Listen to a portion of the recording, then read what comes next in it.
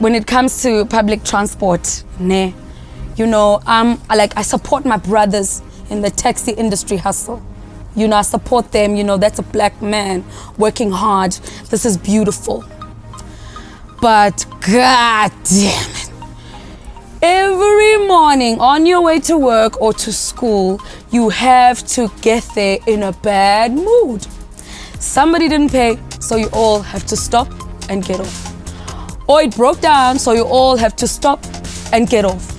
Or he's just in a bad mood and he brought his girlfriend along today and you all have to stop and get off. But taxis are like that. Taking taxis, it's a hard struggle. Nobody really wants to do it. And it shouldn't be like that, taxi should be like, an alternative, If you don't want to drive your own car to work or whatever, avoid traffic, you should be able to get into a taxi and be comfortable and feel it. But because there was things like, if uhleli pha yabo elandozeni pha eback go driver, then you don't get to pay. If you're young, you have to go through that because your parents have to save that cash. You know what I mean? And you have to go through them having a brawl with someone. And if you're lucky, you'll get like a nice movie where they pull out a shambok and beat someone down. But if not, it'll just be a waste of time and then life goes on. But we all know, my favorite part though about taxis is we all know those, mamas and papas who are like telling stories all the time in the taxi. If they're not making you pray with, we're singing along, singing for us or preaching to us or just sharing funny stories, about how like you'll get a middle-aged man sharing, my wife just got on top last night. I don't know where she's learning these behaviors. And that stuff is funny. So it's almost like a culture thing as well, getting into the taxi, experiencing what people think about the current political situation or anything like that. So leaving taxis as well was bittersweet. It was kind of like, I'll never take a taxi again. I know, I'm glad, but I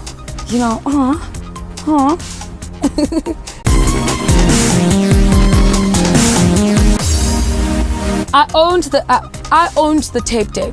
I owned, the tape deck where you had your earphones on because I also thought I was like kind of cooler than the other kids. So I had one of those because I was like the deep one who loves music and who knows all the lyrics to every song first, always. My songbook was the one was the blueprint.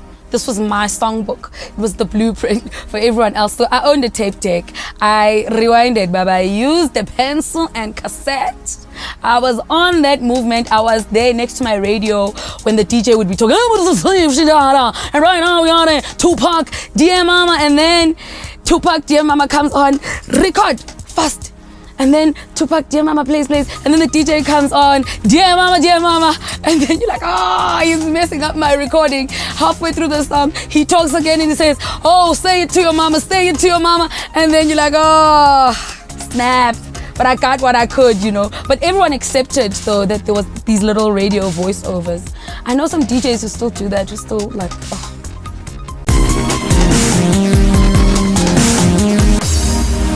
First of all, I did the Sarafina group dancing thing. I did that. We sang Freedom, we sang Our Father, we staged it in our school. I was in that group. Then at a later stage, Jennifer Lopez came out and like she was the thing, Janet Jackson was the thing, and that locking that they did. So I was in a dance group that would lock, at Valentine's shows and stuff, and we thought we were amazing.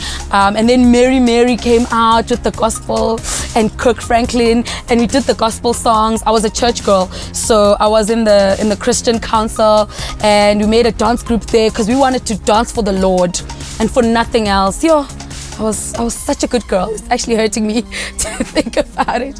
And so we would dance, we danced for the Lord for quite a while. We were just doing it like as a fellowship, as a ministry for Christian songs, funky Christian songs. We would hunt them down and find them.